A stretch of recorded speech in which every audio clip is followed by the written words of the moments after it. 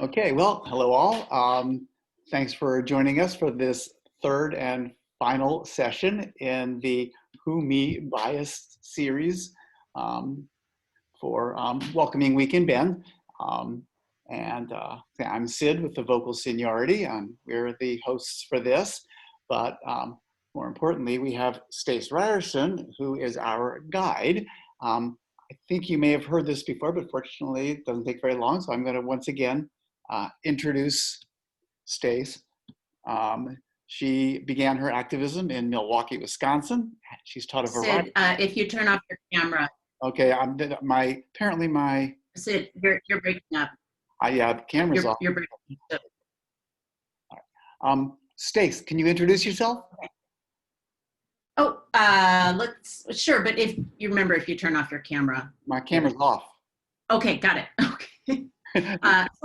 Hi, I'm Stace Rierson, and I'm from Milwaukee, Wisconsin, moved to Bend 2 years ago, and I've been teaching classes on social justice, racial inequity, systemic racism for about 15 years, and I'm very happy to have been invited by the Vocal Seniority to talk with people today. This is part 3 of 3. On the screen, I have Happy New Year 5781, Rosh Hashanah, and I'm also holding space in honor of Ruth Bader Ginsburg. For today's session, there are opportunities to share responses in the chat and vocally.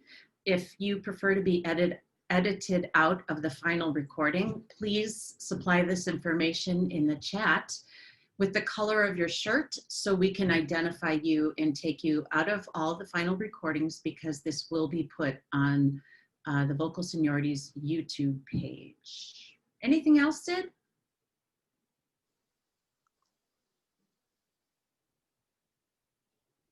No, I think that about covers it. And this is being recorded, and we'll send out the link to the recording to everyone who's been on our list. Thanks. All right. Okay. So first, I have the land acknowledgement, because I am constantly learning about race and social justice from diverse perspectives. And the land acknowledgement is a new way for me to express support for Indigenous communities. My personal land acknowledgement is, as we come together to learn and share today, I would like to acknowledge the traditional, ancestral, unceded territory of the many Indigenous peoples, including the Warm Springs, Wasco, and Paiute Native American tribes. It is important to me to acknowledge the land I am on and to learn how to be more inclusive, since my ancestors were white colonizers and enslavers in the United States. Thank you for including that. It's, I try not to have racial guilt, but yeah. I know that we're living on the Native Americans' land. Yeah. If there was restitution, we gave it all back to them, how different would our lives be? Anyway, thank you. Yes, thank you, Marilyn. Yes, and it is important to me also, since I could live the guilt every single day of having the slave records of my ancestors in Virginia and North Carolina. But I know that just bearing my guilt is not healthy for anybody. I need to be active. So, all right, let's review from sessions 1 and 2 about implicit bias. Again, we all have implicit bias deep within our brains. It's stored and activated within our brains at the level of the preconscious and the subconscious.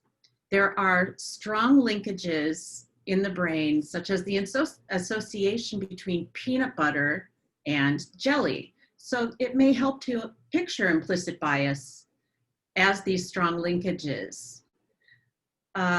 Number 3, we should not feel guilty for having these associations. Humans learn cultural aspects of implicit bias from the media, family, friends, and just about anything that touches our lives. Also, being aware of associations or stereotypes does not make you racist, sexist, ageist, or any ist. It makes you human with a brain that recognizes patterns and makes generalizations. We are going to discuss some of those cultural associations today. Making generalizations, such as in most grocery stores, I put my items in a cart, I stand in line for a cashier to check out the items, and then I pay. What if my brain didn't recognize this pattern and I had to read the directions for how to grocery shop every time? Luckily, my brain has learned the patterns of how to grocery shop and how to drive on the right side of the road and how to fill up my car with gas, for instance. Also, when I see a highway exit with many fast food signs, I can generalize that there is at least one gas station nearby. Because our brains remember these patterns and they learn how to generalize, it allows humans to go through their day operating on a subconscious level for many acts. Our brains can also then subconsciously link to stereotype confirming thoughts known as implicit bias. We can overgeneralize, which can lead to discrimination, even when people feel they are being fair. And we will see this today, this unintended discrimination in one of the videos where orchestra auditions are discussed. All right. You may be aware of the online tests for implicit bias that Harvard has made very popular, and I can share that link in the chat, or someone else can if you have not gone to those websites before. Many IAT, the implicit association tests, have been questioned or criticized because the test taker like you, has particular biases about what online test means. So you enter the test already with a cultural association of test is going to give you a result. It's going to tell you something such as, what animal are you? You can take online tests. What Disney character are you? And those are the type of tests that give you a result. Then you can go through your day thinking, I am the Disney character Snow White, which would be my Disney character and actually my superhero, Snow White. So I want to speak to common misunderstandings of the IAT. There are 2 points here. One, the tests are intentionally designed for low stability and low correlation. First, low stability equals if you take the same test weeks apart, you might score very differently, and that is just fine. Again, that variation is normal and it's fine for the design of that test. A lot of people don't know this. Second, low correlation. The correlation or the connection between a person's IAT, implicit association, and their discriminatory behavior is frequently very small. So again, the test results can change given the day, and also there is not a correlation between your test results and your behavior. And that throws a lot of people like, okay, what's this test for? People taking the test think that it's a stable predictor or indicator of behaviors, and it's not. Thinking the test measures something that it doesn't has led some critics to think that implicit bias is not real, simply because the test is not measuring particular people's behaviors on a particular day at a particular, regarding a particular act. So your IAT score does not predict if a particular person will discriminate on a particular occasion. This measure forecasts how groups will respond on average. And by groups, scientists mean large entities like counties or cities or states. Therefore, if city A has a greater average implicit bias against people of Mexican descent than city B, city A is, for instance, more likely to have a higher number of traffic citations against people of Mexican descent than city B. And that is where the IAT results become worrisome. When a high IAT average is shared on a city, a county, a community basis. So far, any questions about these tests? Or any questions at all?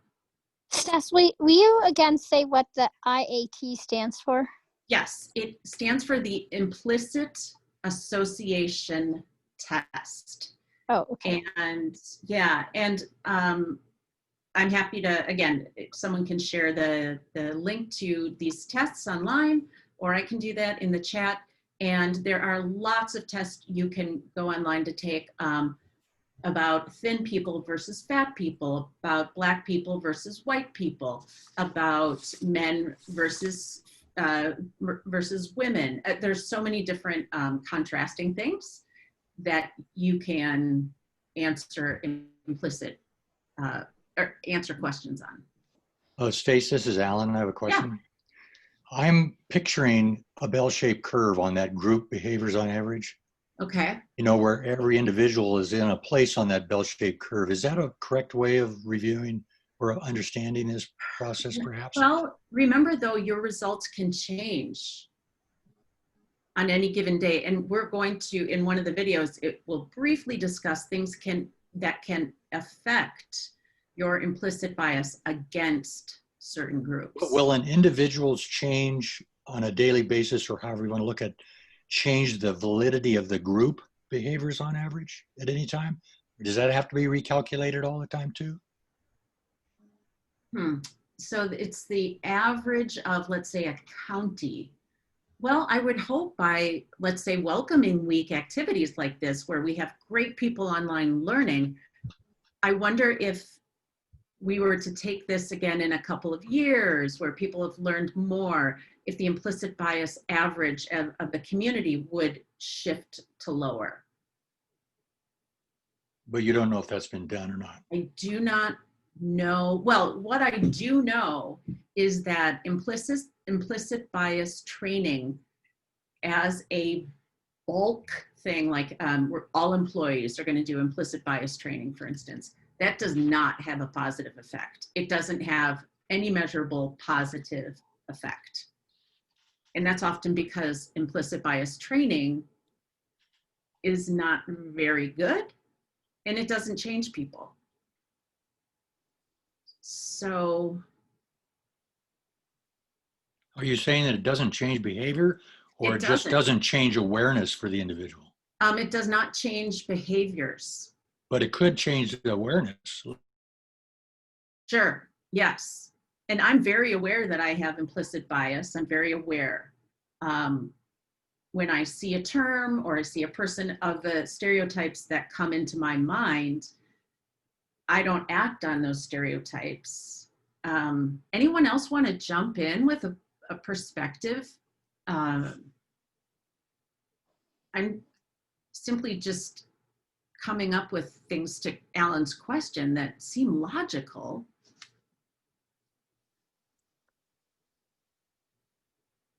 I'm not sure if this really answers that, but I'm glad to hear you say this, because my score was, I was more biased than I feel like I am.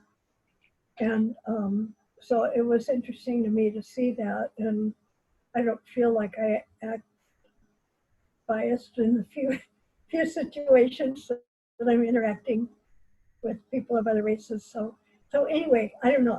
I don't think that answers Alan's question, but I'd throw it in. Alan, could you ask your question one more time now that people have, they've heard us chatting, but they may have forgotten your original question. Let me use a similar medical analogy. Okay. You have a group of 100 people, you take their blood pressures. The blood pressures for each individual are different, and they also can be a fluctuating number too. But when you put it into a bell-shaped curve, let's say at time 1, you take everybody's blood pressure, you put it into a bell-shaped curve, you know, you're going to get a nice, probably fairly, curve. classical curve on that thing. If you take their blood pressure on a different day, it may be different for an individual perhaps, or individuals, but I'm suspicious that the bell-shaped curve doesn't really change based on that much for things like that. So I'm just... Great point. So if you take it on a Tuesday and then the next day, Wednesday, people fluctuate, but the average is probably very similar. Yes, and I think most research studies, and I'm not an expert in this, but I think they point that out pretty regularly. To me, that makes sense. But in that one day, people may not have done enough to affect their blood pressure either in a positive or negative way. Let's say everybody's in a weight loss program or a reduced salt program or an exercise program. That will shift the average, hopefully to lower in a healthier way. So there are things that people are doing if you give them an intervention time. Implicit bias can be the same, but it is the chunk implicit bias training that an entire employee group can go through does not have a noticeable positive effect on their behaviors. Things that are one-to-one like this, or small group, where people have time to mull things over and discuss and return like these 3 times, that's going to have more of a tiny positive effect on behaviors. But I know a lot of the people in this session today, it's in a way preaching to the choir. Like, we're all people that are progressive and want to improve our behaviors and our welcoming perspective in the community. So I would think that from our group here, there are things that people could shift in a positive way and behave in a less biased fashion. But if I'm talking to people who are ultra right-wing conservative, these 3 sessions, I think would not have a large impact on their actual behavior. Anybody else want to speak up? Watching for people to unmute themselves.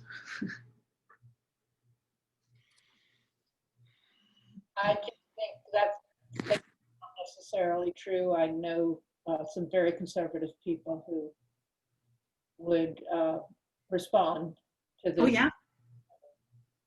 thing. So just pointing out that bias.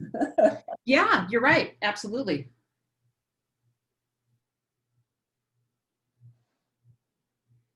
Alan, I don't think we gave you a confirmed answer.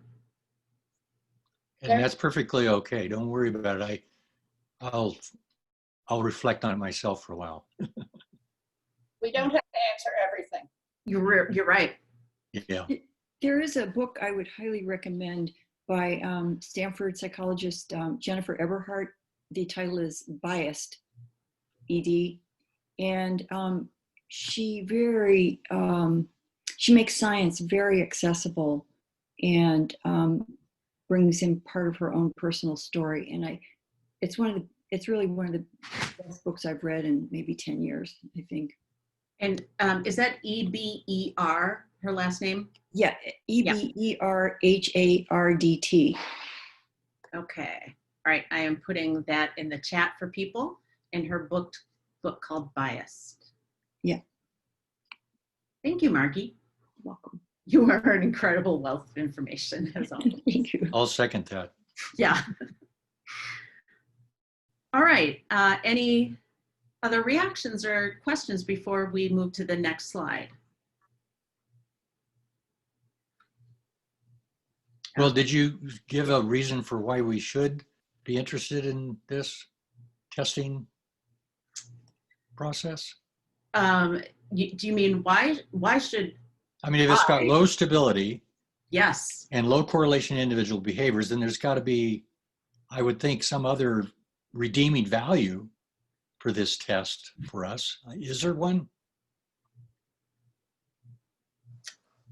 Yes. I'm all ears. I know. I think it's an entry point for many people to recognize that what they explicitly do, their behaviors on the outside, is often not aligned with their implicit or unconscious behaviors deep within their brain. It's, for me, a jumping off point for people to recognize their unconscious. Okay, so for personal awareness, personal introspective awareness is what you're saying. It's a value, has validity. That's how I perceive it. I was assuming that, but I wanted to hear you say that. Okay. Anyone else?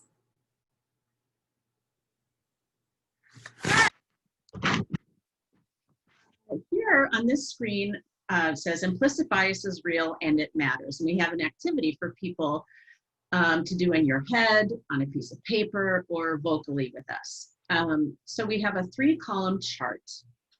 The first column on the left has a group identifier. The second column has, all right, what's an association or stereotype of that group? And the third column is what I consider the positive moving forward. How can we begin to change or minimize the impact of that stereotype? Anything, any tiny adjustment or big adjustment that we can do to move forward as a community in a positive way, or we can move forward as individuals. So if I go back to the left-hand column, the groups that we have are American, female, poor, disabled, immigrant, nurse, elderly, and teenager. And again, we can go in any order. People can speak up about any one of these groups that they feel comfortable. Imagine though you are an average person, not necessarily yourself, but you are one of the average people in a community.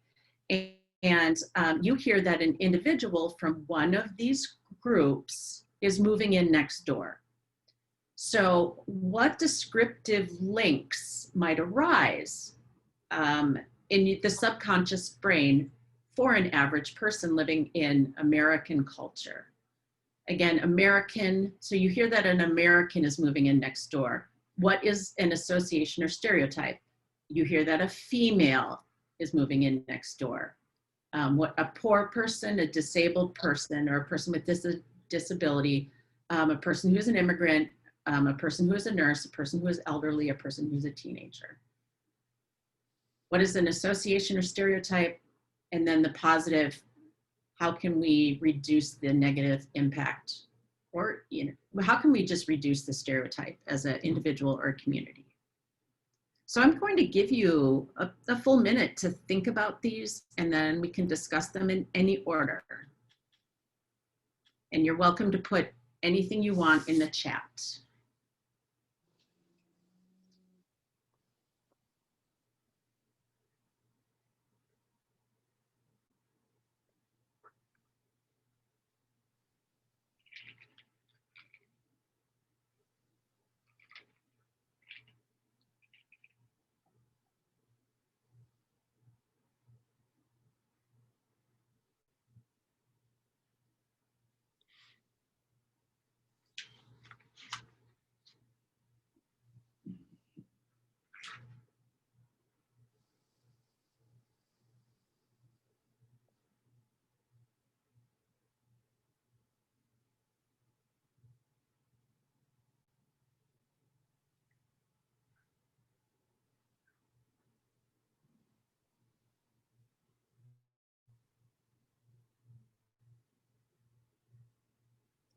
All right. If anyone feels comfortable speaking up about the associations that an average person might have about these group labels, speak up. It can be in any order, however it feels best for you. I'm wondering if we're trying to respond in terms of, quote, an average American person and not ourselves. Isn't that somewhat of a bias right there? Everything's biased though. Well, I know, but I mean, in terms of the terms we're supposed to come up with, we're just supposed to, it's not necessarily indicating that's one of our stereotypes necessarily.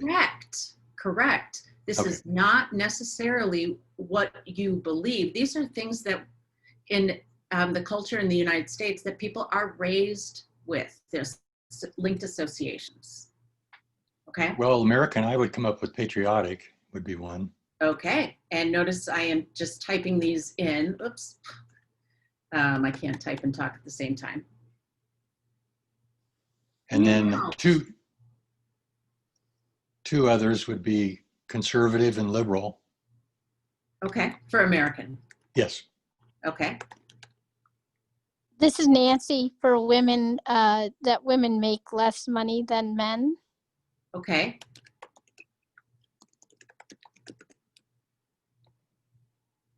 And if someone is poor, it's their fault that they don't have enough to live on.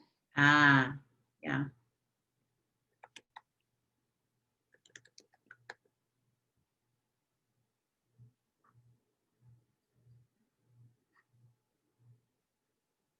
Remember, this does, just because you have learned these associations, it does not mean you are ageist, sexist, racist, anyist. This is Betsy, and dropping down to the teenager, noisy. Okay. Nurse, caretaker, comma, compassionate. Okay. Immigrant, uneducated, Okay. needy, And uneducated, and what was the second one? needy, Okay. and doesn't speak Okay. English.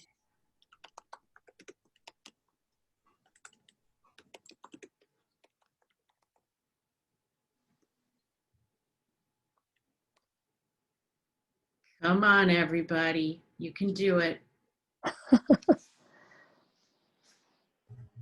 I guess disabled, I would say needy. Okay. This is, again, this is not how you feel consciously or behave consciously. These are societal associations. Yeah. How about us elderly? I would put under elderly cognitive issues. Okay. And I would add to that, wise. And wise. Okay. Physical issues. Can you say that again? Is that Marilyn? Physical Okay. also.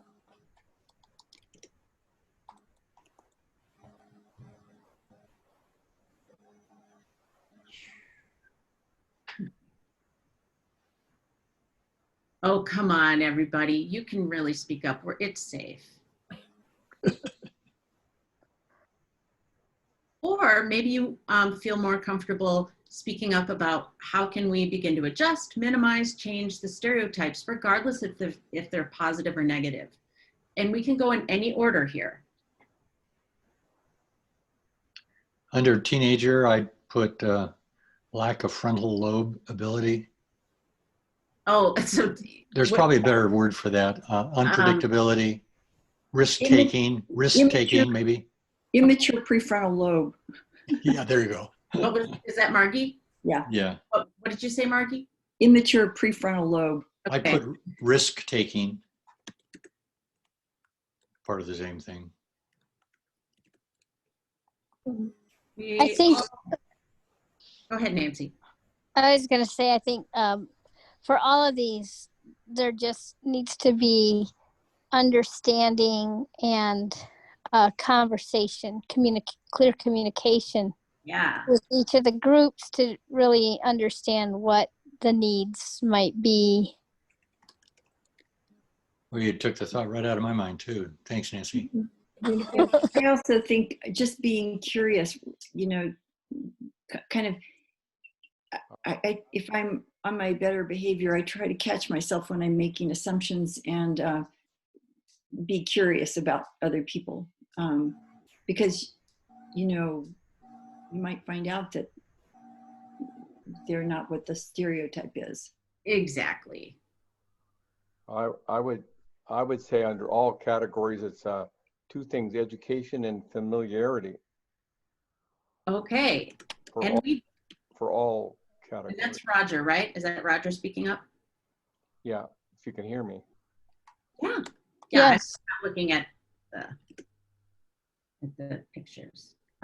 Educate yourself. Oh, and hang out, or what was the term you used, Roger? Familiarity. So if you've never met a Black person, then it's difficult to undo a bias that you might have. So Super true. if you've never met a disabled person, then that lack of familiarity impedes your ability to change your bias.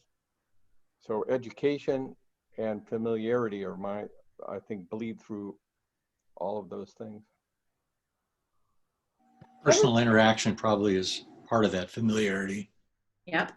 And that was one of the things that the videos on Thursday pointed out, of the benefits of hanging out with people who are different from you without tokenizing them as your token friend, but the importance of simply spending time with people. I can't remember, Alan, what was personal? Interaction. Okay.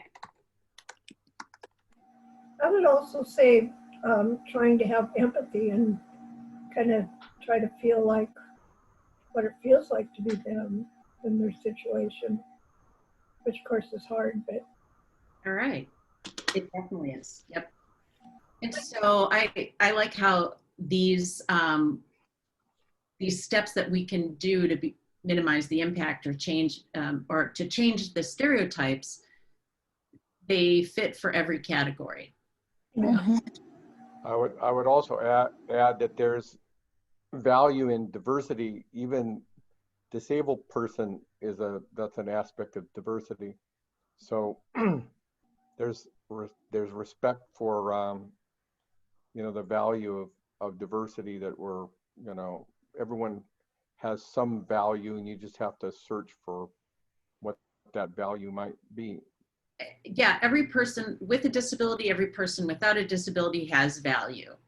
Like, for example, Stephen Hawkins, disabled, but he had enormous value. Get the sound up, but that's blocking in some sectors. You ever read one of his books? He had a fantastic brain, and there's no reason why he wouldn't. He's a human, and he happened to be a gentleman living with a disability. Completely wrong. What is all this? That's Well, the when I was having bad back trouble for quite a while, I was disabled. And I'll tell you, it's a real eye opener. I'm so grateful for modern medicine and surgery that fixed me, but it's not fun. Oh, that looks good. I think, this is Nancy, I think oftentimes marginalized groups can feel invisible, and like if they speak up, they won't be heard. And so making sure that everyone has a voice and valued voice, not just, oh, okay, whatever you say, but then ignore what's being said.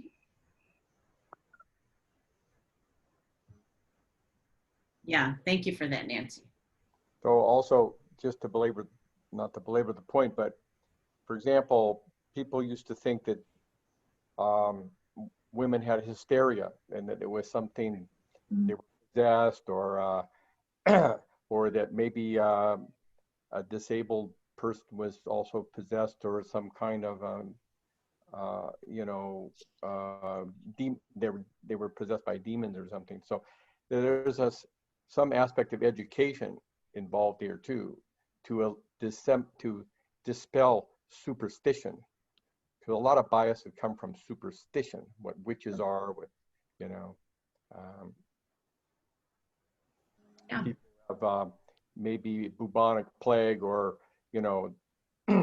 in Jewish tradition, there was something called blood libel.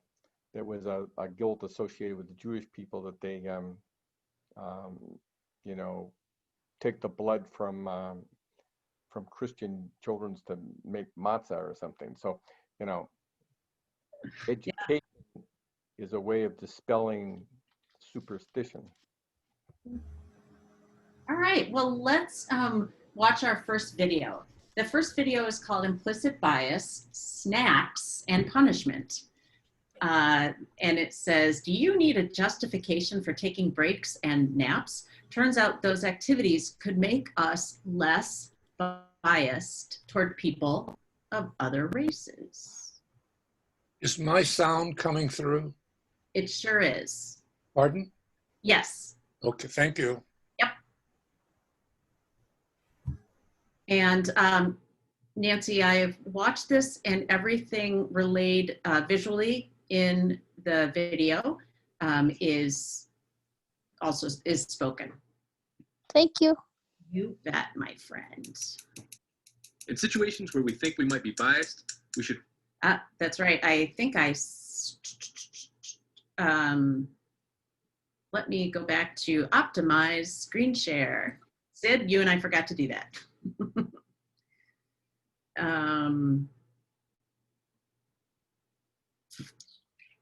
Nice close-up. Okay.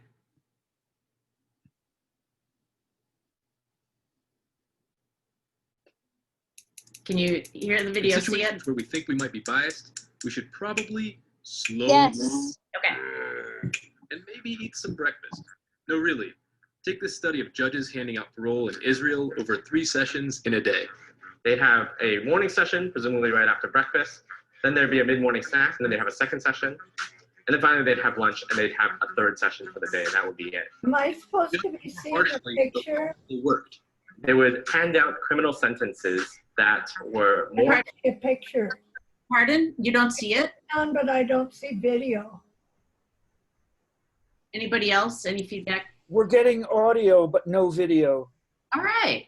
Okay. Your screen isn't sharing. Yeah. All right. I will correct that.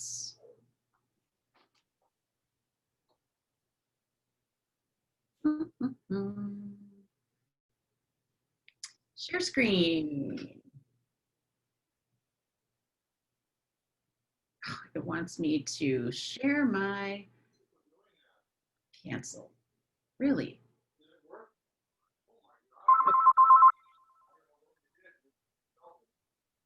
Huh.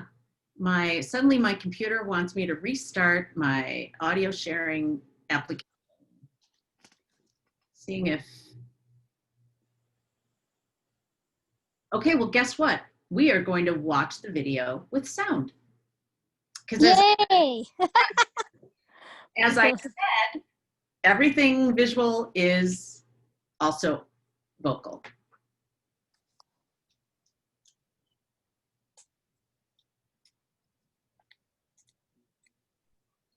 All right, we'll start this over so people can think about what they might be seeing. In situations where we think we might be biased, we should probably slow down and maybe eat some breakfast. No, really. Take this study of judges handing out parole in Israel over 3 sessions in a day. They'd have a morning session, presumably right after breakfast. Then there'd be a mid-morning snack, and then they'd have a second session. And then finally they'd have lunch, and they'd have a 3rd session for the day, and that would be it. And they'd judge more harshly the longer they worked. They would hand out criminal sentences that were more harsh over the course of each session. Then they'd have the break, and they would be more lenient again. If you are one of the folks who are unlucky enough to show up in front of the judge near the end of the session, they are more likely to be punitive. Bias creeps in more easily the less focused and fresh we are. Haven't had a break? Hungry? Tired? Working too fast?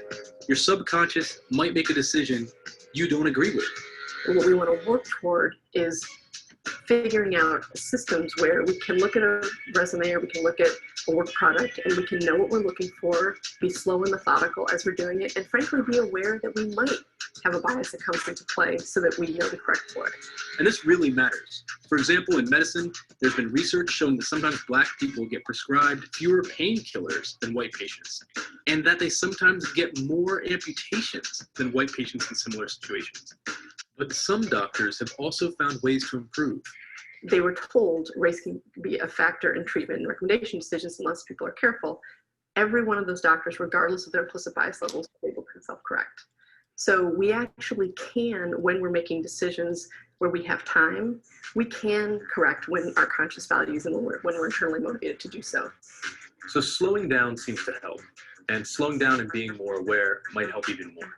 Next time, more solutions and a bit of caution.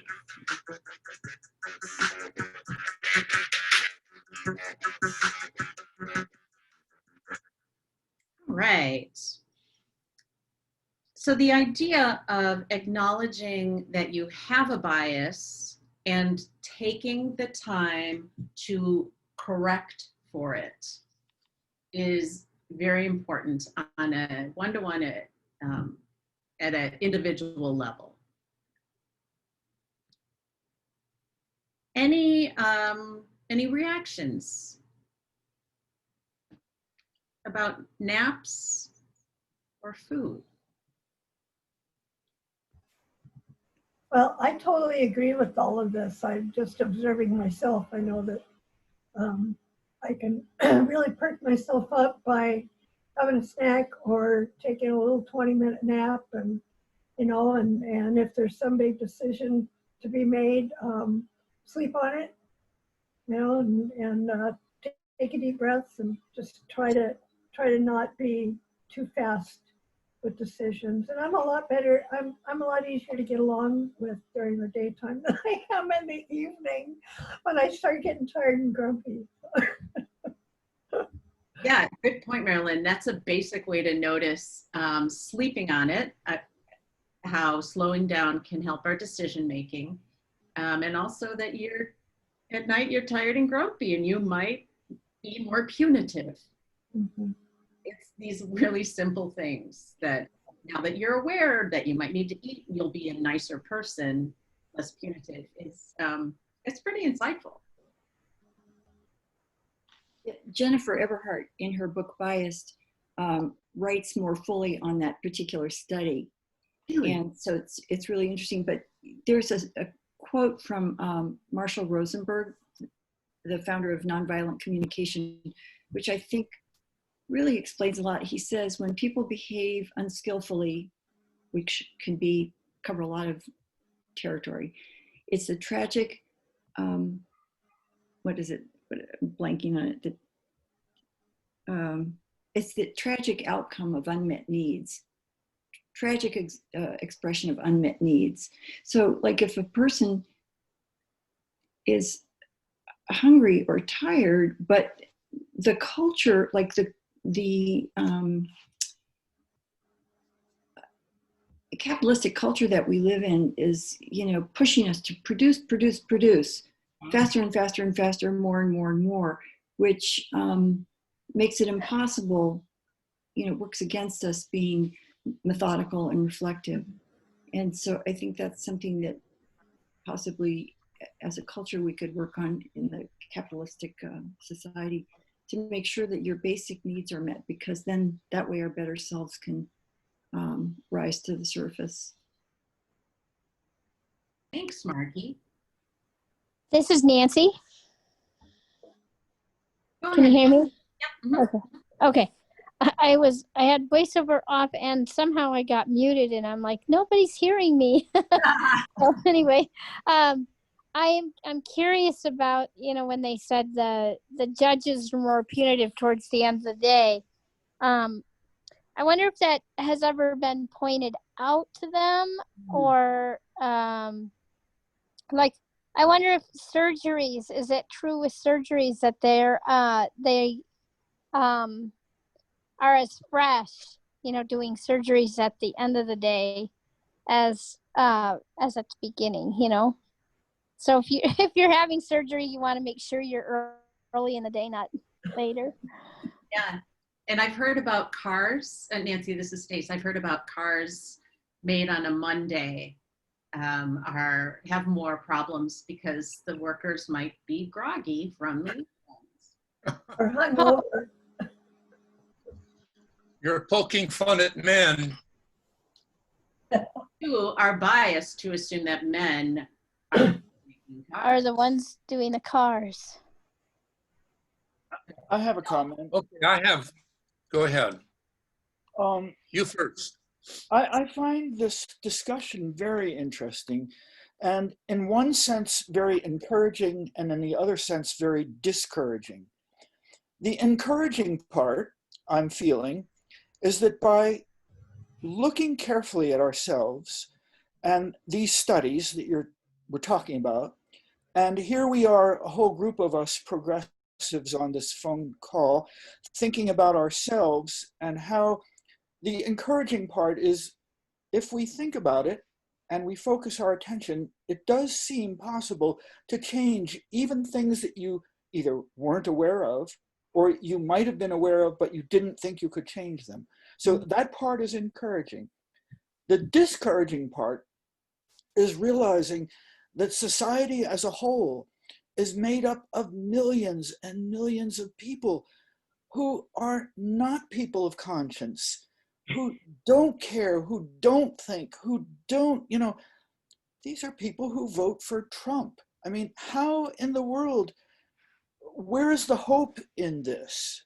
So I'll shut up at that point and let you guys think about that. Thank you, Jerry. Well, I would just share Gandhi's quote, we all can be that change we want to see in the world. It starts with us. So I agree with you totally. I don't want to get discouraged by the fact that there's a large group of people that may not ever get there. But I do feel encouraged that if I can do something for myself to improve my own actions and behaviors in that area, if that's all that I get, and nothing else changes, that's still a victory for me.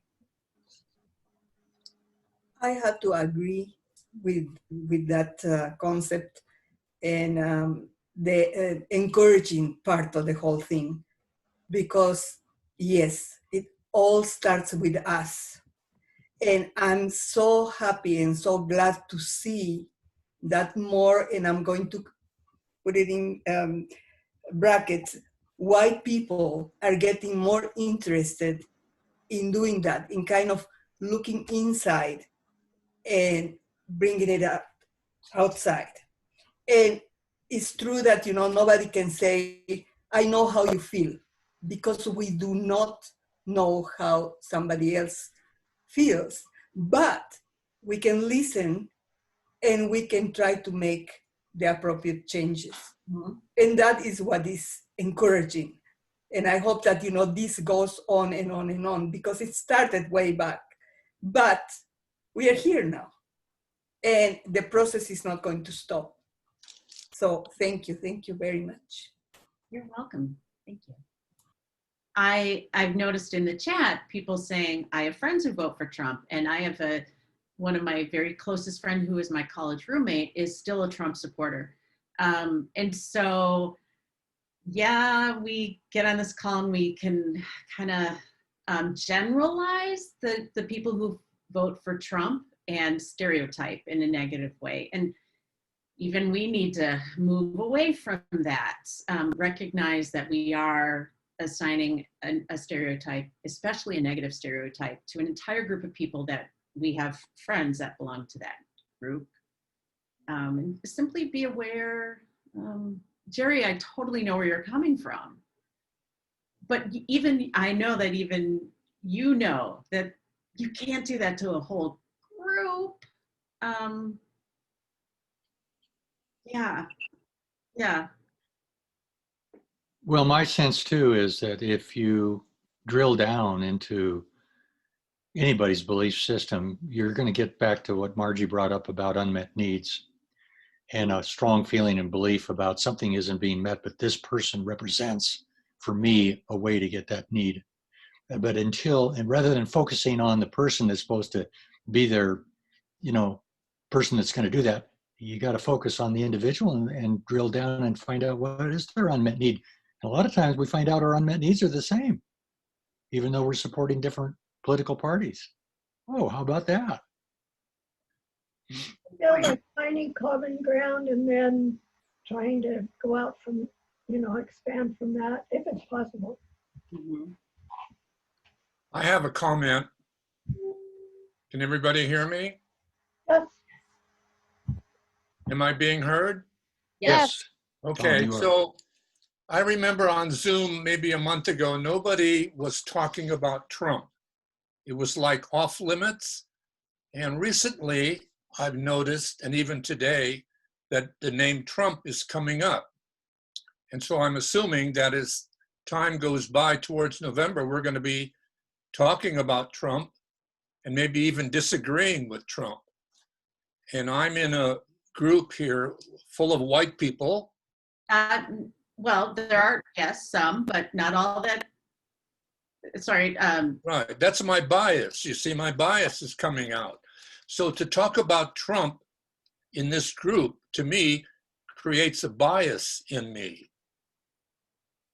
And where we were talking about being quiet, moving slowly, enjoying the flower for an extra half a minute, all of a sudden, I want to ask, who in this room, who in this Zoom is willing to say out loud that they're going to vote for Trump? That's what I want to say, because Trump's name is coming up. And I'm opposed to Trump, therefore I have a bias. And so my bias is charging to come out of me. I want to argue why anybody would want to vote for Trump, when I could choose to be peaceful, but I don't feel like it. So do I have any advice from anybody? Does anybody want to advise me as to what to do? Or tell me they're going to vote for Trump. Don't keep it a secret. That's a tough one, Tom, because, just the answer that they give you, yes, I'm voting for Trump, doesn't say much of anything about what's down underneath that. And the only way that I can see that you can do that on an individual basis is you have to spend some time with them and ask questions. Really just keep asking questions until you get a sense of what it is that's motivating them to want to go to that choice. Okay.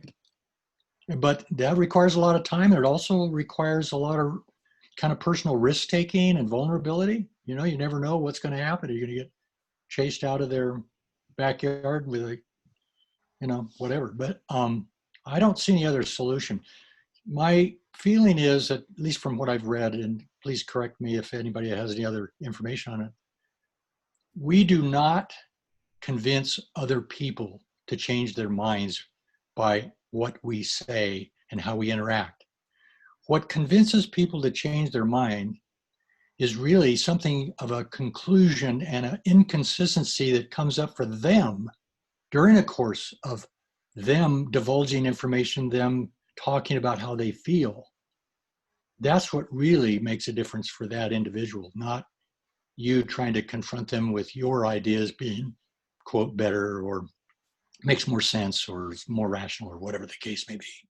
Yeah. So just sitting down with them and asking questions probably is going to give you more opportunity for them to maybe come up with some inconsistencies, but it takes time and you got to be real patient. Thank you for that. Thank you. Can people see my screen? Yes. Okay. On the screen, I have pictures from Hurricane Katrina. And what I would like to discuss is the people who captioned these photos, and I'll read the caption. Were they tired or hungry? What was their personal bias? So one photo shows a young Black male walking through swirling water, holding a carton of soda. The other shows a white couple in similar swirling water, holding a bag of bread. The caption for the photos read, respectively, A young man walks through chest-deep water after looting a grocery store. And the second photo is 2 residents wade through chest-deep water after finding bread and soda. Do you think the writers of these stories thought of themselves as biased, prejudiced, racist? So implicit bias often runs counter to people's conscious expressed beliefs. Such as the video that we listened to said that few physicians espouse racial discriminatory views, yet doctors tend to recommend less pain medication for Black patients in comparison to white patients with the identical injury. In other words, people can be explicitly unbiased, yet implicitly biased. All right. Any reactions? I'd be great to hear from people that haven't spoken up yet if you feel comfortable. I just want to say my bias on looking at those pictures, I would immediately, before I even read anything, envision immigrants coming across the Rio Grande.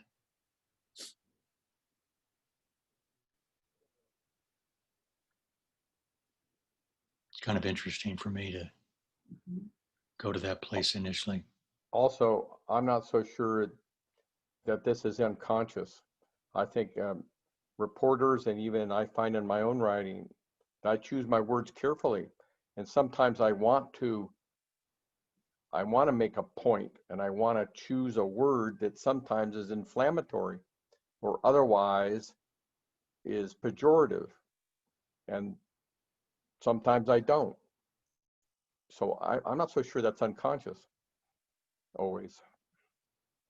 Certainly among professionals, like newspaper, like media people. I think Fox News, you see it all the time, you know, where I think they purposely, you know, choose words to be inflammatory. On the other side of the coin, the media, like, and I watch the NewsHour, PBS NewsHour, like religiously, and I've noticed that only recently, last month or so, they started using the word liar, or the adjective liar, to describe Donald Trump. They spent months and months and years trying to avoid that word, but now they're not avoiding it. So it's a conscious thing, not always unconscious. This is Nancy. Yep, go ahead, Nance. I watched Won't You Be My Neighbor movie last night, and it was so interesting to me. They showed a little clip from Fox News and saying how awful Mr. Rogers was to tell kids they're special because they're going to be raising a generation of narcissists because the kids didn't have to earn that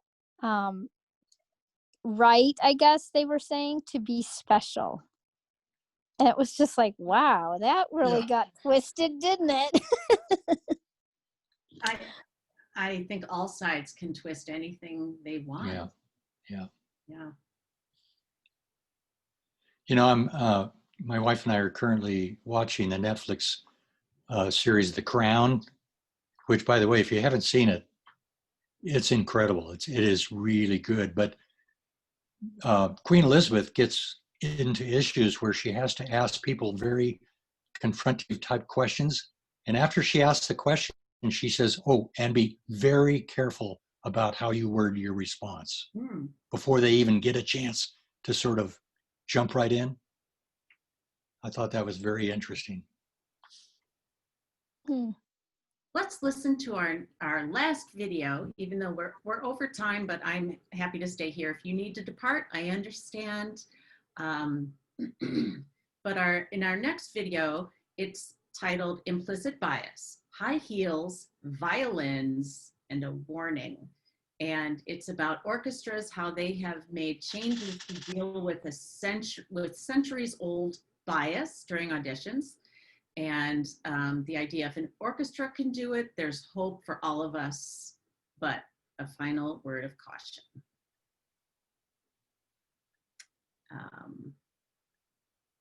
Ready to listen, everybody? Yep. Ready. All right.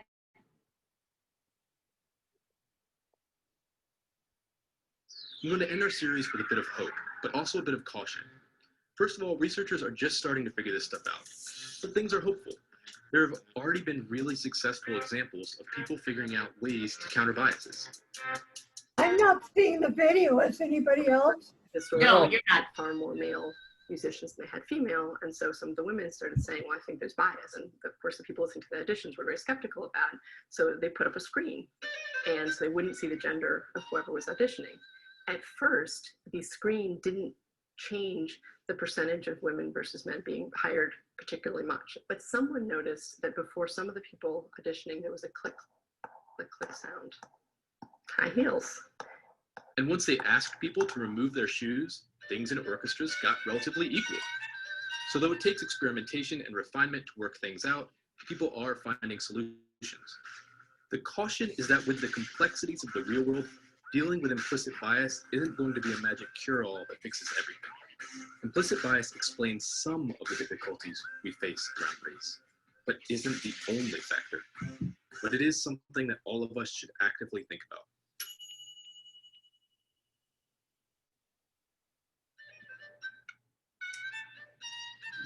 Okay. I heard somebody talk about that, and it's very true that orchestras have become more gender equivalent since blind auditions started being implemented. And shoeless auditions. Yeah. So but it's also true that now orchestra leaders who want to make their orchestras more racially diverse, since they can't see the people, there's a problem with being able to follow that intention. Yeah. Great So point. like you might have a positive bias, want to overcome centuries of oppression and discrimination by being positive. I don't know if anybody has a solution to that. It's interesting. The other day I did a job application and I actually put in my cover letter the fact that I was blind, and this morning I'm sort of second guessing myself. It's because usually I don't disclose my blindness right away, and for some reason I thought it would be important for this job, and now I have it's only been a day. I shouldn't be so worried, but I thought, oh my gosh, I think I might have messed up by putting that in there. So I'll be curious to see if I hear from them. Yeah. Yeah, keep me posted on that. It's a catch-22, Betsy, of orchestras wanting to be more ethnically diverse. Stace, this is Gail. I'm not sure if you're going to be able to hear me. Oh, yeah. Okay, well, I'll give it a shot. So I'm not sure this is directly relevant to the question at hand, but as I think about it, I think we who identify as being white have an undeserved and often unrecognized cultural confidence, not competence, confidence. Mm-hmm. And let me explain what I mean. When we go to Nepal, we're very, so aware that we're different, right? Hard to miss, different language, different everything. And yet, we went to a Hindu temple where they do cremations. We weren't allowed to actually go into the temple because we were considered treif. We were not pure. And yet, I was totally fine with that because I knew, that's not true. That's not true. I am not impure because I am not Hindu. But I'm quite certain that had I grown up in perhaps a person of color in a white dominant society, or as a low caste person, that I would feel that impurity and that inferiority. And I actually think this plays out in many different ways. Men and women, different, whether you're an intellectual or not, kind of jobs we hold. There are all these ways in which we have a confidence, a cultural confidence. And frankly, I see that in Americans. There's an American cultural confidence and assumption of superiority. I hope that's not offensive, but no, I think that is, that was something that shocked me when I first came here to the United States. I think that's, I'm glad you shared that. I have a feeling that the part of what's responsible for that is the fact that we're a fairly non-diverse country for an awful lot in terms of not being able to get our people. I'm not talking about ethnic or racial diversity or any of that. I'm talking about the fact that a lot of our people in this country don't get out of our country to go to other countries where they can experience other cultures. Especially now. Yeah, I had the benefit of parents that wanted to get me out of the States, and I went to school in France for a year. I went to the Middle East and visited friends and traveled. And boy, when I came back, I was a different person in terms of understanding, the relationship of our country to the rest of the globe. It was amazing. When you travel abroad, as Gail has, and that's where it's coming from, you see Americans that you're almost ashamed to be associated with them because they're what she calls confidence. It's an air of superiority and entitlement. And I don't think I think it comes from the fact that the post World War II era, it was the era of American exceptionalism, where after immediately post World War II, we controlled 70% of the world's economy, and and that grew to a cultural imperialism of sorts, and Hollywood helped with all that. And maybe now that's changing because our image around the world is a little bit different as a consequence of what's happened politically. But anyway, you see that abroad. It's not just because people don't have experience going abroad. We go abroad and we carry that chauvinism with us. Some of us. Well, we as the average. Yeah. And it's Gail was just I talking. go out of my way to try and dispel that, right, as an individual, okay? But I'm talking about the average. Yeah. I don't think Gail was just talking about chauvinism. I think she was talking about the privilege of being able to see ourselves positively, even if we are confronted. And because we're in a dominant whatever group. And I had a similar experience. Can you hear me okay? Yeah. I had a similar experience when we lived in Ethiopia in the 60s. And as I would walk to school, the children would all shout, "Feringe, Feringe," which originally comes from French.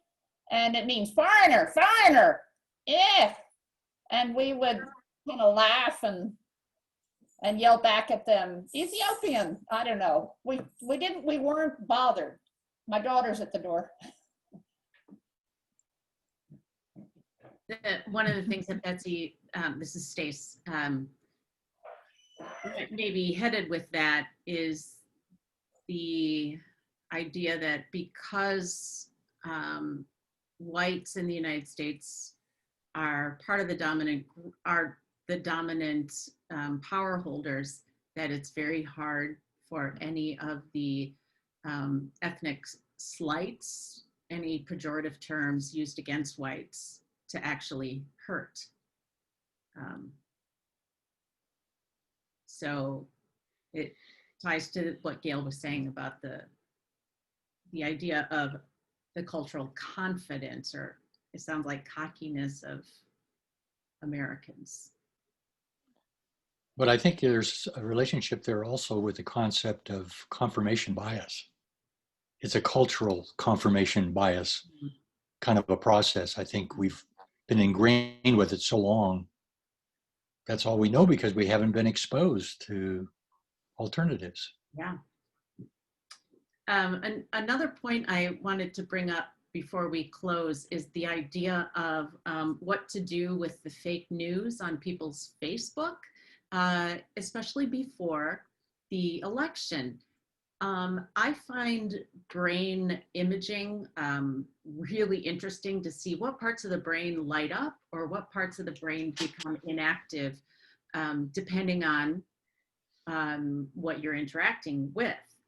And there's a nice quote by Warren Buffett that makes me laugh. Warren Buffett said, "What the human being is best at doing is interpreting all new information so that their prior conclusions remain intact." Again, interpreting all new information so their prior conclusions remain intact. And that really has to do with what's going on with fake news and Facebook as one of the media sources. I'm going to share my screen as one of the last screens that we'll see of different brain scans and what's going on in the brain when certain events happen. So is my screen showing? Yes. Excuse me, Stace, I'm going to interrupt you and say thank you for the discussion. I need to go. But Oh, that's thank right. You're writing today. I am. So thank you. You bet. Bye, Nancy. Bye-bye. Bye, Nancy. Bye.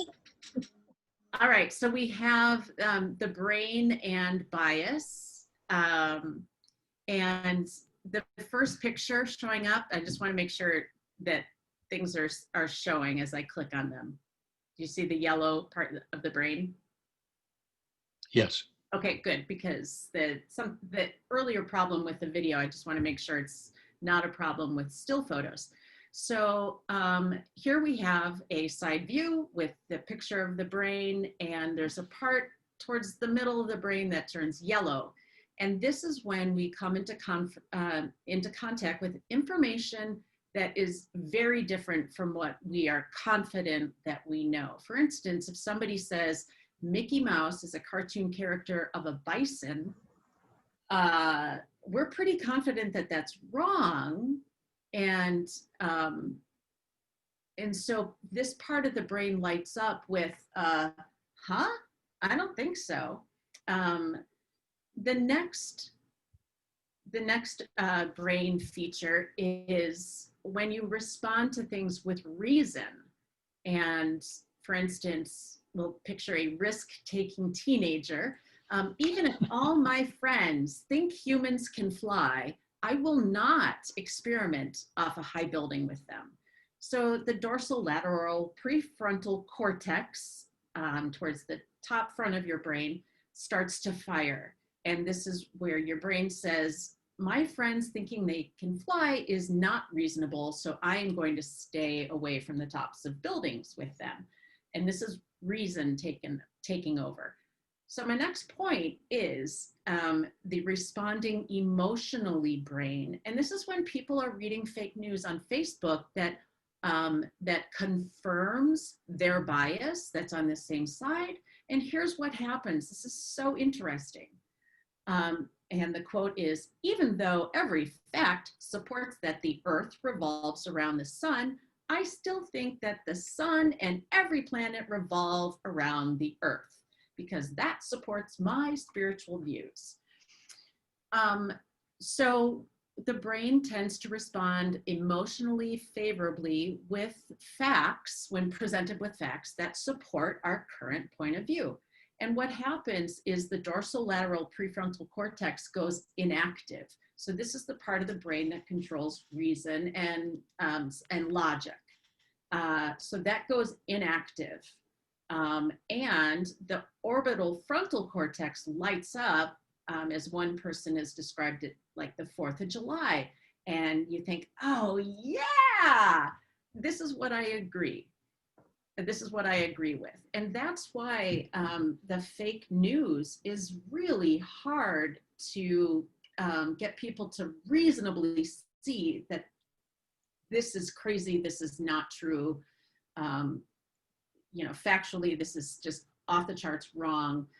And this might be interesting for you to share with people who really believe the fake news on Facebook or other media sources.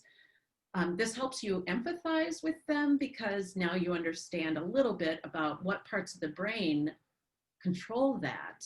And also you can help the people who believe the fake news understand that they need to be using a different part of their brain, the one that responds to reason, and that they really should research these answers, these fake news stories, instead of just reacting emotionally to them.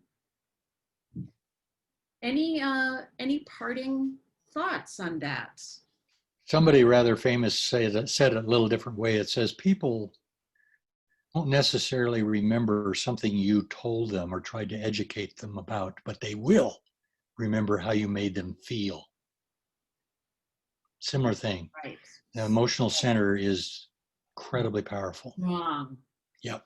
Mm-hmm. May I recommend, we watched a video last night that was recommended to me by a friend in the League of Women Voters. It's on Netflix. It's called Social Dilemma.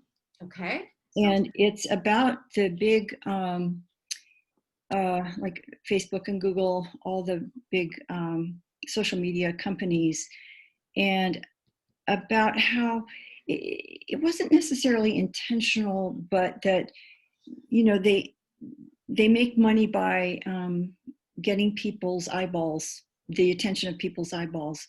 And so they are so driven by this money-making quest that they failed, in my opinion, and I think this documentary shows it, to look at how these tactics can be used in nefarious ways, like the Rohingya in Myanmar. That they've shown that was directly affected by Facebook messages. And I think it's a really important documentary, particularly before this election. I would highly recommend it on Netflix. Great. Thank you. I just have a question, and you don't have to answer it. Okay, Julia. But where each of you think I am from, where I was born, where do I come from? Can you say something in Spanish? Claro que sí, por supuesto. Estoy encantada de estar aquí. Ah, not Cuba, that's for darn sure.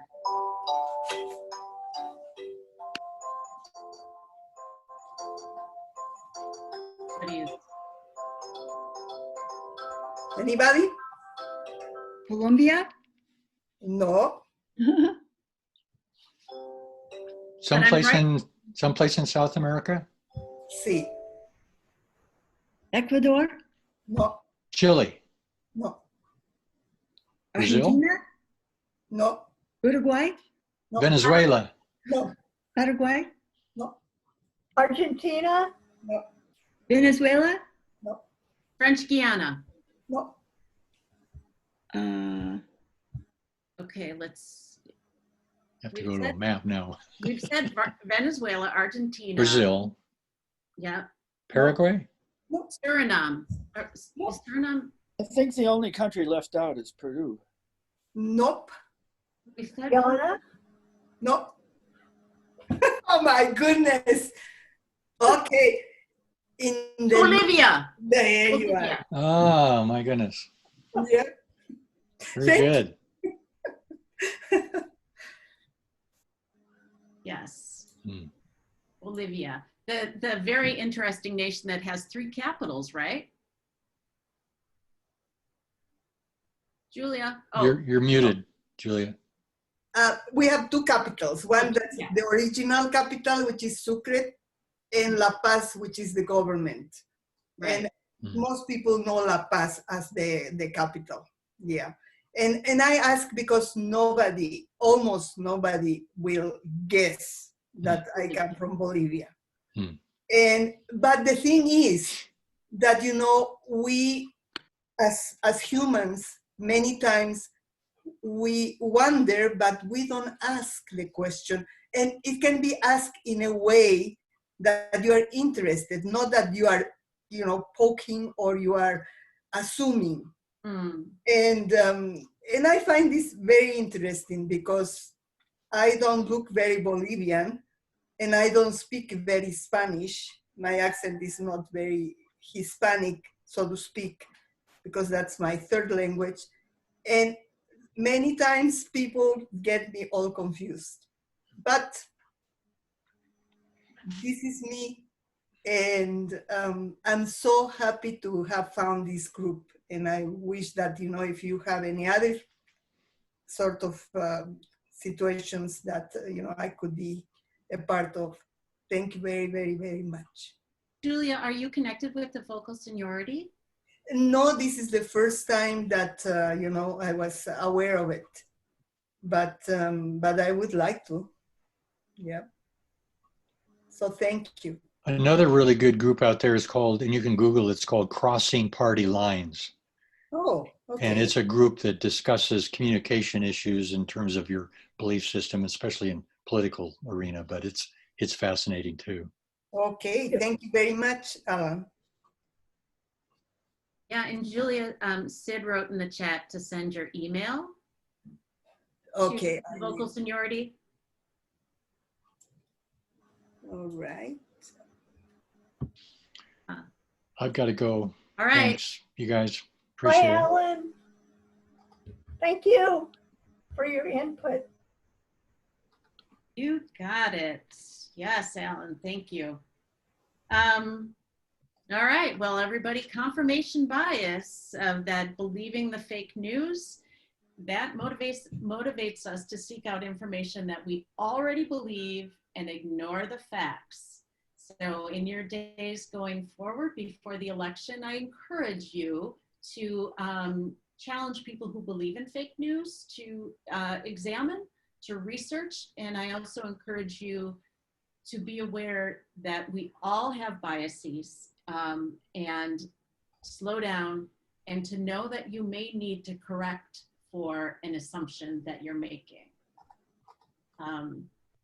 And Julia, is that J-O-J-U without the little comma, right? It's with a period.